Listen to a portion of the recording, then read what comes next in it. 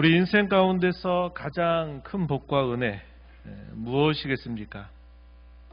우리 인생 가운데 우리가 구원받았다고 하는 사실만큼 놀랍고 큰 사실은 없을 것입니다.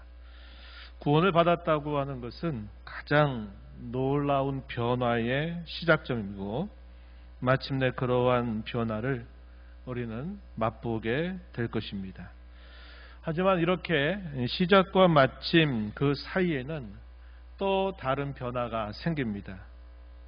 그것은 구원과 동시에 죄라고 하는 이 세력과 혹은 불의라고 하는 이 세력과 끊임없이 싸움을 시작하게 되었다고 하는 것입니다. 저와 여러분이 갖는 이 믿음의 성격은 본질적으로 불의와 맞서는 그런 특성을 가지고 있습니다. 이 싸움에서 승리하면 가장 좋겠죠. 하지만 그 승리에 이르는 과정에서 실패를 경험하기도 하고 아파하기도 하고 또 눈물을 흘리기도 하는데 이 모든 것들은 결코 헛된 것이 아닙니다. 우리의 앞선 많은 믿음의 선배들은 이러한 모습들을 저와 여러분에게 앞서 잘 보여주었습니다. 지금 우리도 그러한 과정을 계속 겪고 있는 것입니다. 오늘 우리가 함께 살피는 시편 37편은 악인의 형통과 의인의 고난이라고 하는 이 내용들에 대해서 소개해주는 대표적인 시편들 가운데 하나입니다.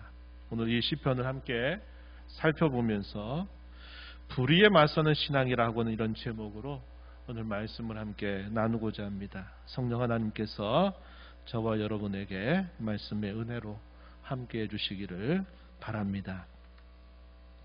시편 37편은 구원받은 성도가 사는 삶의 현장 이야기입니다. 그 현장이란 곧 불의의 세상, 불의한 시대를 사는 성도가 믿음으로 사는 것입니다. 세상이 불의하다라는 것은 변하지 않는 세상의 모습을 일컫는 말이고 또 시대가 불의하다 하는 것은 시대마다 정도의 차이가 있기는 하겠지만 이건 역시 변하지 않는 사실을 일컬어주는 말입니다. 이런 모든 표현들은 죄와 타락이라고 하는 끔찍한 사건 때문에 벌어지고 있는 현실이다 하는 것이죠. 이런 세상에 잘 적응하는 사람은 형통하고 그렇지 못하는 사람은 어려움을 겪는 것처럼 보입니다. 특히 오늘 우리가 살피게 되는 이 시편은 불의한 세상, 불의한 시대에서 악인들이 형통하는 상황을 보여주고 있습니다. 본문 가운데서 7절 하반절 말씀을 보시면은 이렇게 기록합니다. 자기 길이 형통하며 이렇게 표현했습니다. 악한 꾀를 이루는 자 때문에 불평하지 말지어다. 자기의 길이 형통하다. 악인들의 모습을 표현해주고 있는 말이죠. 또 16절 가서 보면요, 이런 표현이 있습니다. 의인의 적은 소유가 악인의 풍부함보다 낫도다. 이런 표현 속에 악인의 풍부함이라고 하는 표현이 등장하죠. 또 35절 가서 보면은 또 이렇게 표현했습니다. 내가 악인의 큰 세력을 본즉 그 본래의 땅에 서 있는 나뭇잎이 무성함과 같다. 이렇게 표현했습니다. 악인의 큰 세력, 또 그들에 대해서 나뭇잎이 무성함과 같다. 이런 표현들을 사용하는 것은 이 악인들이 이 불의한 세상, 이 불의한 시대 속에서 잘되고 형통하고 있는 상황을 빗대고 있는 표현들이 되겠습니다. 그뿐만 아니라 더 나아가서 이러한 악인들이 의인들을 공격하는 상황도 본 시편은 우리에게 보여줍니다. 본문 12절 말씀을 보시면은 이런 표현이 있어요. 악인이 의인 치기를 꾀하고 그를 향하여 그의 일을 가는도다. 이렇게 말합니다. 의인 치기를 도모한다. 그를 향해서 그의 일을 갈고 있다. 이런 표현을 사용했습니다. 14절에서도 또 이런 표현이 등장해요. 악인이 칼을 빼고 말을 당겨 가난하고 궁핍한 자를 엎드러뜨리며 행위가 정직한 자를 죽이고자 한다. 이렇게 표현했습니다. 좀 뒤로 가서 32절에서도 악인이 의인을 엿보아 살해할 기회를 찾는다. 이렇게 또 표현이 나타납니다. 그래서 우리가 살펴보는 이 시편 37편의 내용에서는 악인들이 잘되고 세력을 얻고 무성하고 그 악인들이 의인들을 해하려고 공격하고 있는 이런 상황들이 펼쳐지고 있다는 겁니다. 이것이 당시 성도가 직면하고 있는 현장의 삶이었다 하는 사실을 보여줍니다. 왜 이렇게 할까요? 악인들이 의인들을 공격하는 것은 때때로는 정당한 이유가 있을 때도 있습니다. 누가 봐도 상식적으로 이해가 될 만한 이유가 있어서 이 악인들이 의인들을 공격하는 때가 있기도 합니다. 그러나 그렇지 않은 데에도 흔히 있는 일이라고 하는 것이 문제가 됩니다. 왜 그럴까요? 그것은 근본적으로 소속의 문제이기 때문일 것입니다.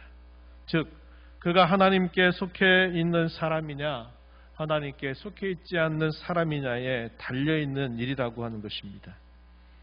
그러한 세상, 그런 시대를 살면서 흔히 악인이 의인들을 이기는 것처럼 보이고 또 실제로 그럴 때가 많다는 것을 우리는 알고 있습니다. 그래서 우리는 흔히 이 세상에서는 적당히 의인이 되고 또 적당히 악인처럼 살아야 우리가 잘 살지 우리가 의인처럼 사는 것은 제대로 살 수 없다라고 흔히 생각하곤 합니다. 그뿐이겠습니까? 이 세상에서는 악이 선을 이기는 것처럼 보이고 또 실제로 그럴 때가 자주 있습니다. 그럴 때 의인들은 분노를 느끼죠. 깊은 상처를 또 받기도 합니다. 슬퍼하기도 하고 고통을 겪기도 합니다. 외로움과 상실감을 느끼기도 합니다. 또 패배의식에 오랜 시간 젖어있는 그런 모습을 나타내기도 하고 때로는 어쩔 수 없다.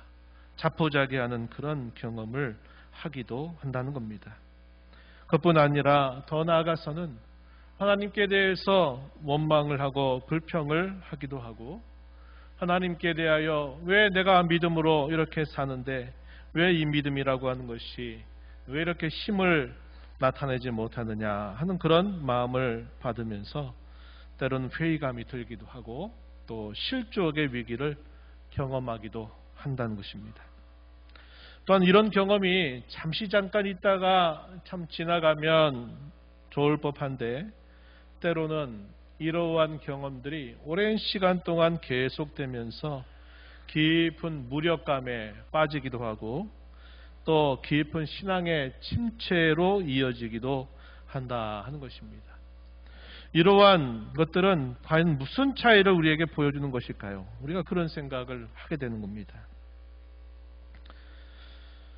그러한 불의한 세상 속에서 불의한 시대를 살 때 저와 여러분이 반드시 기억해야 할 사실이 있습니다. 그것은 바로 거기에 지금도 우리 하나님께서 살아계신다고 하는 사실이죠. 그분이 모든 것을 올바로 세우실 것입니다. 불의한 세상, 불의한 시대는 의인된 성도가 하나님을 더욱 바라보게 하는 계기가 되기도 합니다. 이것이 우리 믿음의 선배들이 보여주었던 삶의 모습이었습니다. 그렇다면 앞선 믿음의 선배들이 이 주목했던 하나님은 과연 어떤 분이시겠습니까? 우리 하나님을 단순히 몇 가지 정도로 우리가 생각하는 것은 어쩌면 대단히 불경스러운 일일 수도 있겠습니다. 하지만 우리가 다음에 살펴보는 이 몇 가지 정도만으로도 우리 하나님이 어떤 분인가를 우리가 알기에는 충분하리라 생각이 됩니다. 하나님이 살아계신다라고 할 때 우리가 첫 번째 생각하는 요점은 하나님은 주권자가 되시고 심판자가 되신다고 하는 사실입니다. 하나님은 불의한 세상, 불의한 시대를 사는 악인과 의인에 대해서 하나님은 언제나 모든 주권을 가지고 계신 분이십니다.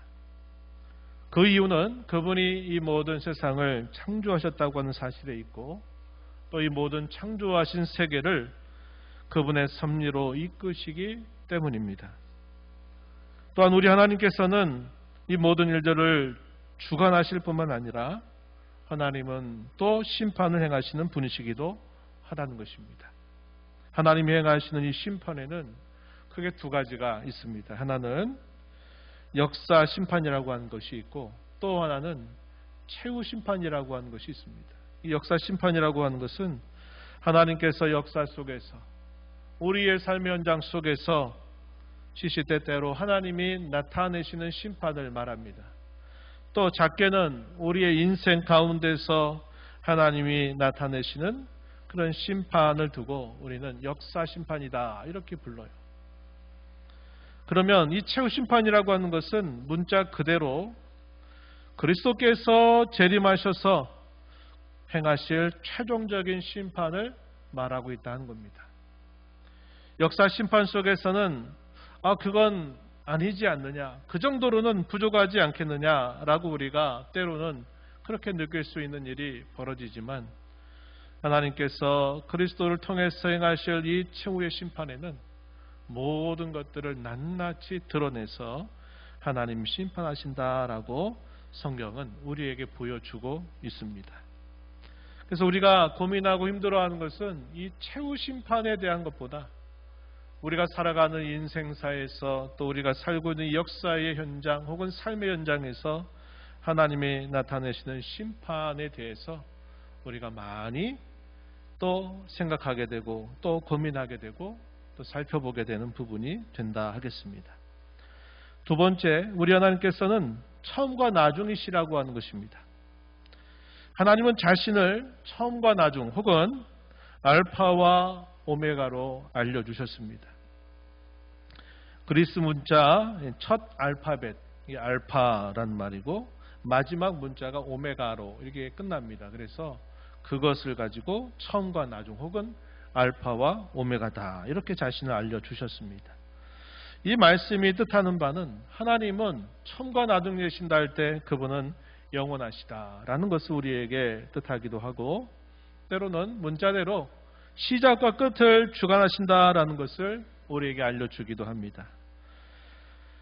하지만 이 본문의 상황에 비추어 우리가 주목하게 되는 또 다른 하나의 의미가 있어요. 그것은 악인과 의인의 결말을 처음부터 보시고 알고 계시는 분이시라고 하는 사실입니다. 오히려 좀 더 적극적으로 표현하면 하나님은 처음부터 끝을 이미 정하신 분이시다 하는 사실을 우리에게 가르쳐 줍니다. 악인과 의인의 시작, 악인과 의인의 최종 결말, 그것은 하나님의 행하시는 손에 달려있다는 사실을 보여주고 있습니다. 오늘 우리가 있는 이 시편 37편에서 악인과 의인의 결말에 대해서 뭐라고 우리에게 소개해 줄까요? 먼저 악인들의 종말에 대해 우리가 말씀을 몇 가지 살펴볼 수 있습니다. 37편 2절 말씀을 보시면은 이렇게 표현했어요. 그들은 악인들을 표현하는 말입니다.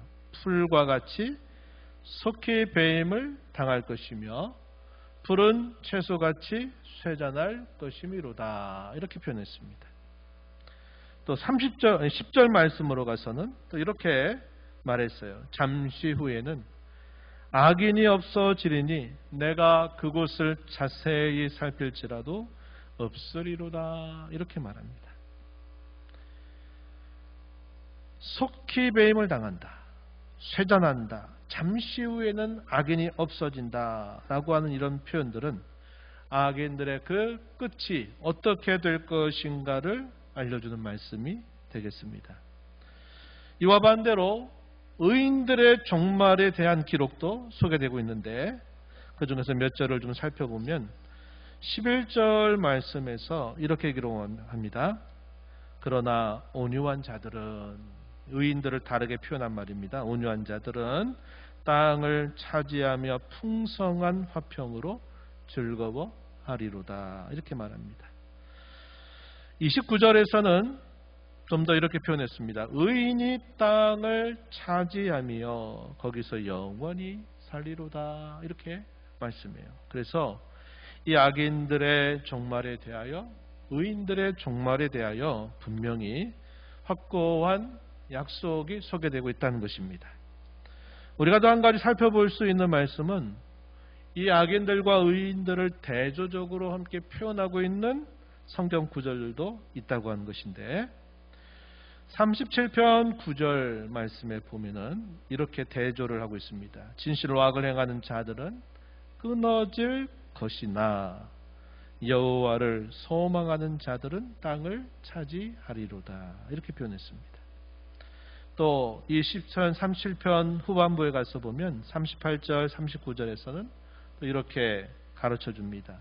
범죄자들은 함께 멸망하리니 악인의 미래는 끊어질 것이나 의인들의 구원은 여호와께로부터 오나니 그는 환난 때 그들의 요새이시로다 이렇게 고백합니다. 그래서 이 시편 37편은 이 의인과 악인들의 그 종말 또 대비되게 되는 그 마지막 결말이 어떠한가를 분명하게 보여주고 있다고 한 것입니다. 또 우리가 생각한 세 번째, 우리 하나님은 그가 하신 약속을 반드시 이루신다는 사실입니다.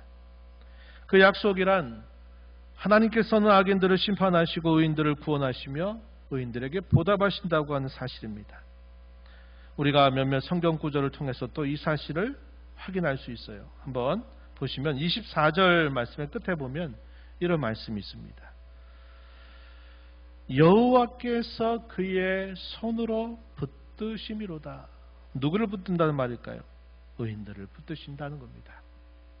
악인들의 형통함 또 악인들의 의인 공격 이러한 가운데서도 이 의인들이 아주 엎드러지지 않는 그 이유는 여호와께서 그의 손으로 그들을 붙들어 주시기 때문이다. 이렇게 가르쳐 주죠. 28절에서는 또 이렇게 말합니다.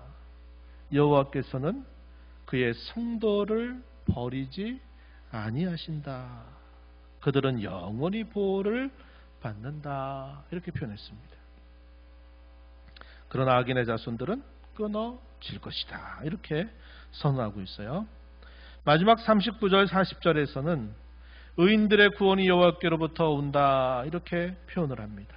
그래서 여호와께서 그의 손으로 의인들을 붙들어 주시고 그의 성도들을 버리지 아니하시고 그들을 영원히 보존하시고 그들을 구원해 주신다 하는 이러한 약속이 분명히 주어지고 있다는 겁니다. 그래서 살아계신 하나님께서는 그가 하신 이러한 약속을 반드시 이루시는 분이다 하는 사실을 우리에게 가르쳐주고 있습니다.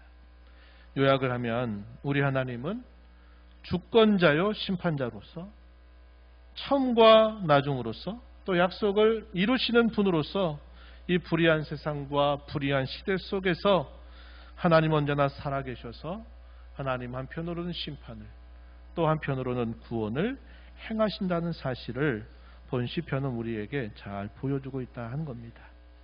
그래서 불의한 세상, 불의한 시대, 그 안에 살고 있는 악인들, 또 그 안에 살고 있는 의인들, 이것만 말하는 게 아니라 결국 그러한 일들 속에서 앞선 믿음의 선배들이 주목하는 것은 그러한 세상에 하나님이 여전히 살아 계시다. 하나님께서 그 시작부터 마지막 결말을 붙드시고 하나님께서 그의 하신 약속들을 통해서 마침내 의인들을 구원하고 의인들에게 참된 승리를 가져다 주시는 반면에 악인들에 대해서는 하나님이 심판하실 것이다 하는 사실을 소망하게 하신다는 것이죠. 이것이 본 시편 37편에서 보여주고 있는 그런 가르침들입니다. 우리가 오늘 이 말씀을 가지고 우리가 살아가는 삶에 몇 가지로 적용하고 함께 권면을 하고자 합니다. 먼저 우리가 생각해야 될 것은 이 개념의 정리입니다. 지금 계속 의인과 악인이라고 하는 표현들을 사용했어요. 이 의인과 악인이라고 하는 표현, 이런 시편이나 여러 지혜문학에서 사용되고 있는 이 의인과 악인이라고 하는 이 말의 근본적인 의미는 윤리적이고 도덕적으로 구분하고 있는 것이 아니라고 하는 겁니다.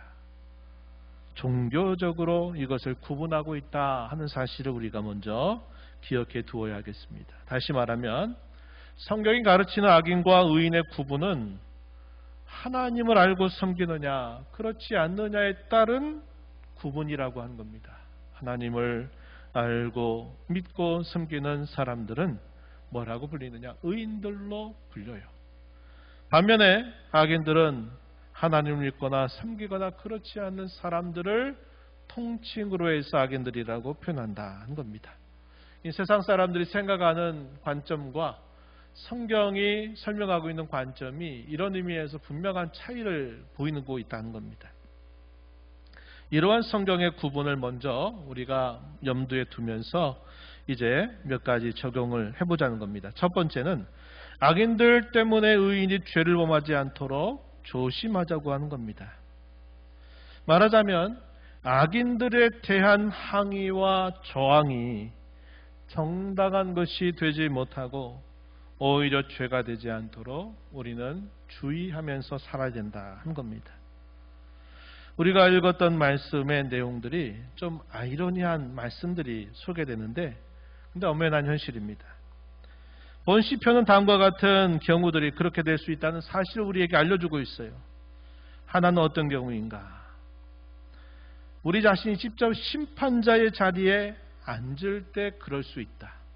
또 하나는 성급한 마음을 조절하지 못할 때 그럴 수 있다라는 사실을 우리에게 가르쳐주고 있어요. 다음의 말씀을 먼저 한번 볼까요? 37편 1절 말씀에 보면 이렇게 시작했습니다. 악을 행하는 자들 때문에 불평하지 말며 불의를 행하는 자들을 시기하지 말지어다. 지금 누구에게 하는 말일까요? 의인들에게 하는 말이죠. 성도에게 하는 말입니다. 뭐라고 말해요? 불평, 시기라고 하는 말은 사실은 성도들에게 어울리는 표현이 아니라 누구에게 어울릴까요? 악인들에게, 악을 행하는 사람들에게 뭔가 코드가 들어맞는 말들인데 이 1절 말씀은 지금 누구에게 하는 말입니까? 의인들에게 하는 말이죠. 악인들 때문에 불평할 수 있다. 그러나 불평하지 말아라. 불의를 행하는 자들 때문에 시기할 수 있다. 그러나 시기하지 말아라. 이렇게 가르치고 있는 말씀이 되고 있다는 겁니다. 또 이러한 비슷한 분위기는 7절 하반절에서도 8절에서도 이렇게 소개합니다. 자기 길이 형통하며 악한 꾀를 이루는 자 때문에 뭐하지 말아라? 불평하지 말지어다. 또 뭐라고 하니까 8절에 분을 거치고 노를 버리며 불평하지 말라. 오히려 악을 만들 뿐이라. 이렇게 말씀하고 있다는 겁니다. 여기서도 불평이라고 하는 말, 분노라는 말을 따로 나눠서 말하지만 분노를 나타내지 말라는 겁니다. 불평하지 말래요. 그렇게 되면 오히려 악을 만들 뿐이다. 이렇게 말하고 있다는 겁니다.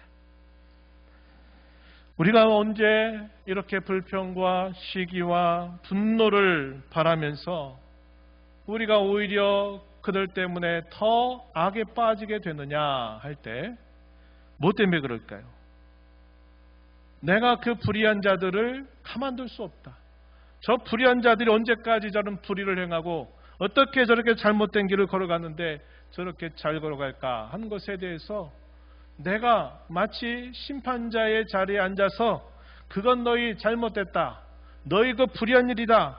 너희는 그 벌을 받아야 된다라고 우리가 심판자의 자리에 직접 앉을 때 우리가 그런 마음이 생긴다는 겁니다.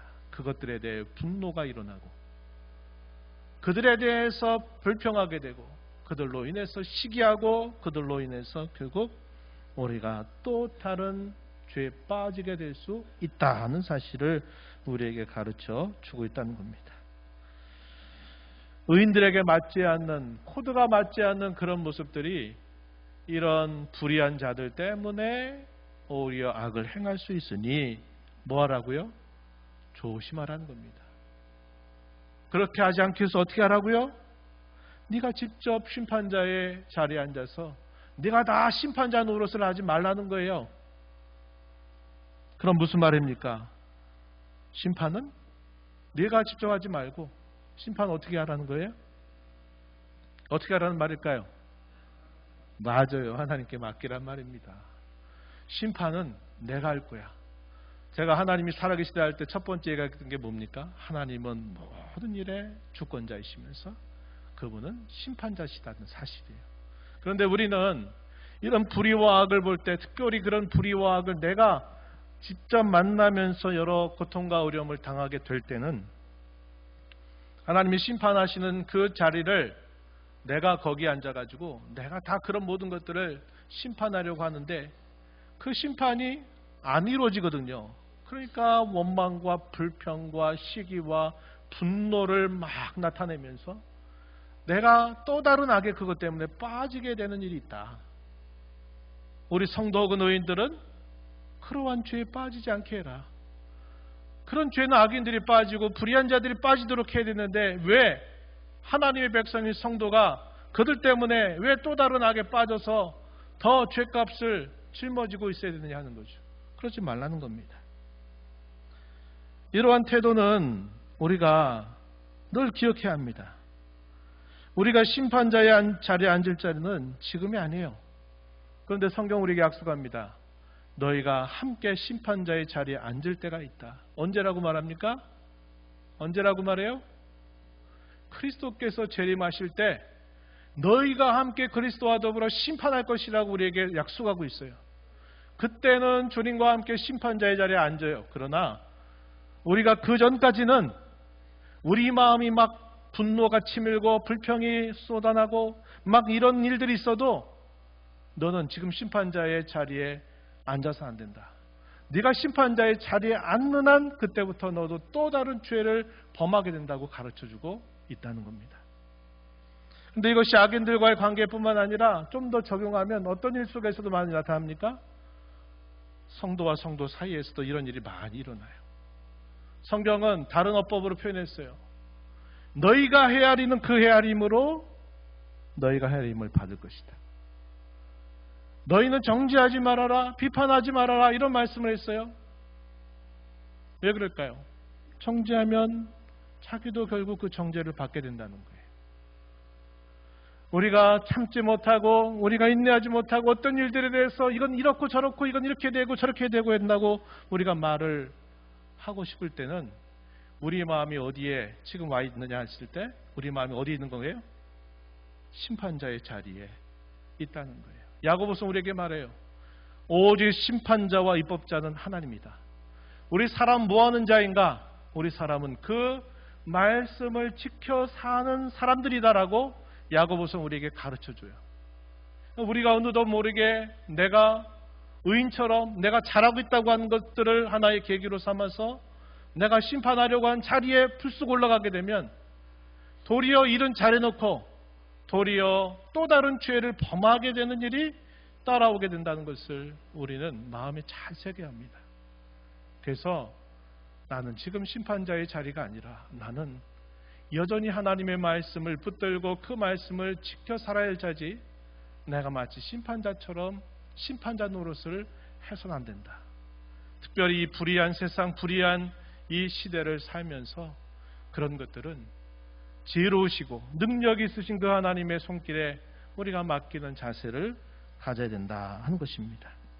다음으로 우리가 살펴본 이 말씀들은 악인들의 결말에 대해서 분명한 것을 또 우리에게 말해주고 있는데 25절 보면 내가 어려서부터 늦게까지 의인이 버림을 당하거나 그의 자손이 건식함을 보지 못하였다. 뭘 생각하는 겁니까? 현실을 보면 너무나 당혹스럽고 너무나 아프지만 내가 지나왔던 여러 삶을 쭉 결과적으로 봤더니 뭐라고 말합니까? 의인은 버림을 당하지 않더라는 겁니다. 그의 자손들은 거식하지 않도록 하나님이 해주셨다는 겁니다. 35절과 36절에서 또 우리가 이런 말씀을 봅니다. 내가 악인의 큰 세력을 본즉 그 본래 땅에 서있는 나뭇잎이 무성함과 같으나 36절 내가 지나갈 때 그는 뭐했다? 없어졌나니 내가 찾아도 발견하지 못하였도다. 한때는 이 악인들이 세력을 얻어서 마치 잎이 무성한 것처럼 득세하고 잘 되는 것처럼 보였는데 내가 나중에 거기 지나가면서 봤더니 그들의 존재 자체가 없어져 버렸다고 말합니다. 찾으려고 해도 발견할 수 없었다는 거예요. 무슨 말입니까? 결과적으로 하나님께서 그 악인들을 벌하셨다. 역사 심판을 그들에게 행하셨다고 하는 사실을 보여주는 겁니다. 하나님께서 하시는 일이 결과로는 선명히 나타나지만 진행 중에는 아까 제가 말씀드린 시작과 결말을 하나님 붙들고 계시지만 이 시작과 결말 사이의 그 과정 중에서는 모호하게 보인다는 겁니다.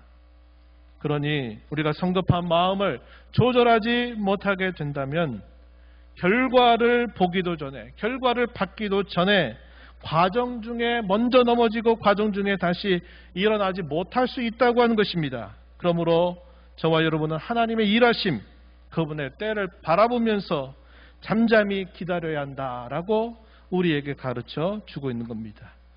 본문 7절 상반절에 이렇게 말합니다. 여호와 앞에 잠잠하고 참고 기다리라 이렇게 표현했어요. 거기 각주가 있어요. 뭐라고 설명했습니까? 이 말은 여호와를 의지하고 잠잠히 참아 기다려라. 다시 말해서 성급하게 그 성급한 마음을 조절하지 못해서 끝을 미리 보겠다고 하다가 결말을 보기도 전에 자기가 넘어지고 걸려 넘어지는 일이 없도록 인내하라는 겁니다. 여호와를 의지하고 잠잠히 그분을 기다리라고 이렇게 말해주고 있다는 겁니다. 두 번째 우리가 꼭 짚고 넘어갈 것이 있습니다. 그것은 의인인데 악인처럼 살면 안 된다고 하는 것입니다. 의인인데 악인처럼 산다는 게 무슨 뜻일까요? 그것은 구원받아 신분과 소속이 의인으로 바뀌었는데 여전히 의인답게 살지 않고 여전히 구원받지 못한 사람, 곧 악인처럼 사는 것을 뜻합니다. 이것을 다르게 말하면 이런 의미예요. 조금 더 전문적으로 표현하면 칭의와 성화가 분리된 신자. 이런 신자가 되어서는 안 된다. 우리가 하나님의 은혜로 값없이 의롭다함을 받아서 의로운 자가 되고 의인이 되었는데 그 다음에 당연히 이어져야 할 순서가 이제 거룩함을 이루어가는 그런 신자의 모습으로 자라가야 되는데 칭의는 받았다고 말하는데 그의 삶의 경건함과 거룩함이 없는 사람, 여전히 구원은 받았다고 말하는데 옛적에 그리스도 밖에 있을 때 생각했던 가치관, 그의 말하는 것, 그가 행동하고 살아가는 그 모습이 여전히 옛적 그리스도 바깥에 있었던 그 모습을 그대로 따라가는 사람을 말하는 것이 의인인데 악인처럼 살면 안 된다고 하는 것입니다. 분명히 정도의 차이는 있고 우리 각자가 다 각각 다른 지점에 서 있는 것은 확실합니다.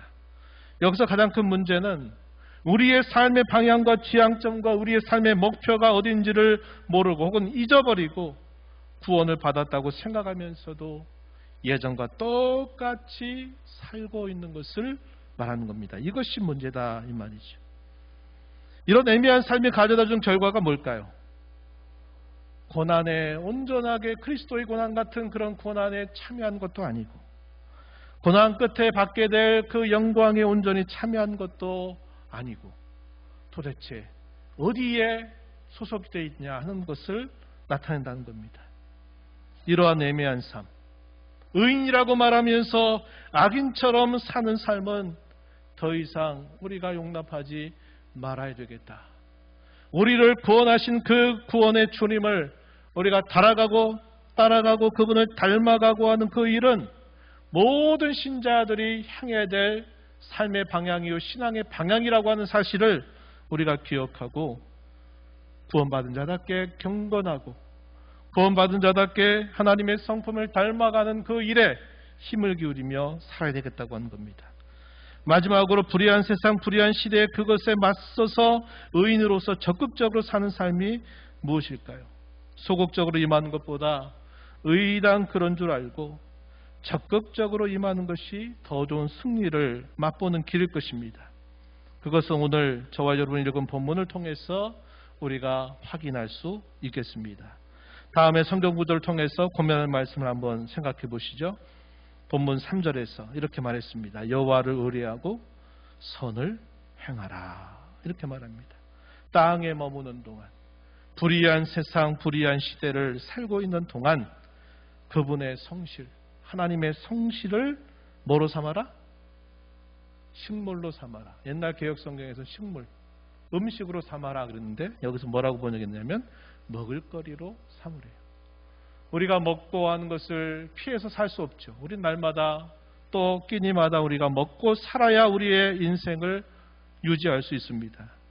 성도는 하나님의 성실하심을 마치 그런 음식처럼 먹을거리처럼 삼고 우리는 끝까지 하나님을 의뢰하고 선을 행하라는 겁니다.